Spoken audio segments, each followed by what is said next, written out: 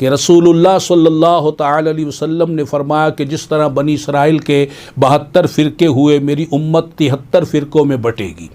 ان میں سے جو ایک گروہ ہوگا، ایک جماعت جو ہوگی وہ ناجی ہوگی، نجات پانے والی، جنتی، اور جو باقی 72 ہوں گے وہ سب ناری ہوں گے، وہ سب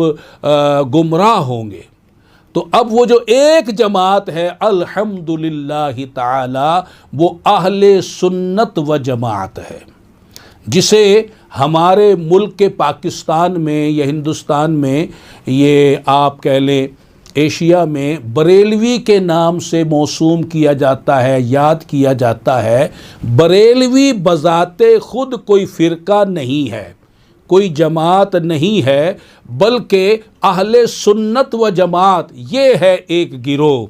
اب اس کی پہچان کے لیے بریلوی کہہ دیا گیا کہ کچھ بد مذہب جو ہیں وہ بھی خود کو اہل سنت کہلانے لگے، تو کھرے اور کھوٹے کی پہچان کے لیے لفظ بریلوی استعمال کیا گیا، ورنہ بریلوی بذات خود کوئی ایک فرقہ نہیں، کوئی جماعت نہیں، بلکہ ایک علامت ہے اہل حق کی، پہچان ہے اہل حق کی اس خطے کے اندر، جہاں یہ ایک